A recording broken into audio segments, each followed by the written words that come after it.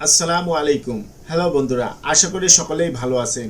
আজ আমি আপনাদের সামনে M2:R2 এর ব্যবহার নিয়ে হাজির হয়েছি। M2:R2 মূলত কোনো কাজ করতে হয়, লিখতে হয়, পড়তে হয়, যেতে হয়, এই ধরনের অর্থে ব্যবহৃত হয়। চলুন স্ট্রাকচারটি দেখে নিই। স্ট্রাকচারটি হচ্ছে subject plus M2:R2 plus verb 1 plus object হাবাদক অর্থে। যেমন আমাকে ইংরেজি শিখতে হয়, I am to learn English. আমাকে কাজটি করতে হয়, I am to do the work. আমাকে লিখতে হয়, আই অ্যাম টু রাইট। আমাকে বাজারে যেতে হয়, I am to go to market. আমাকে অফিসে যেতে হয়, I am to go to office. আমাকে নদীতে সাঁতার কাটতে হয়, I am to swim in the river.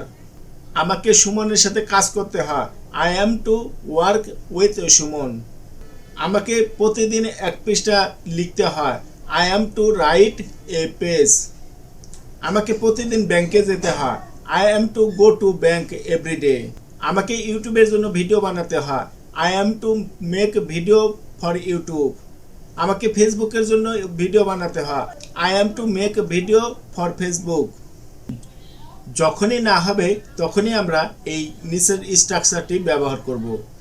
সেটি হচ্ছে সাবজেক্ট প্লাস M2 ইজেন2 R2 plus verb 1 plus object নাবাদক অর্থে। যেমন আমাকে ইংরেজি শিখতে হয় না, I am to learn English. আমাকে বাজারে যেতে হয় না, I am to go to market. আমাকে অফিসে যেতে হয় না, I am to go to office.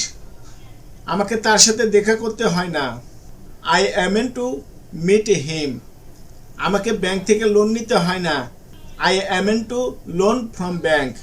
আমাকে নিউ মার্কেট যেতে হয় না শপিং করার জন্য, I am to go to New Market for shopping. আশা করি বুঝতে পেরেছেন। যদি ভিডিওটি বিন্দুমাত্র ভালো লেগে থাকে তাহলে লাইক দিবেন, কমেন্ট করবেন এবং বন্ধুদের সাথে শেয়ার করবেন। Thanks for watching.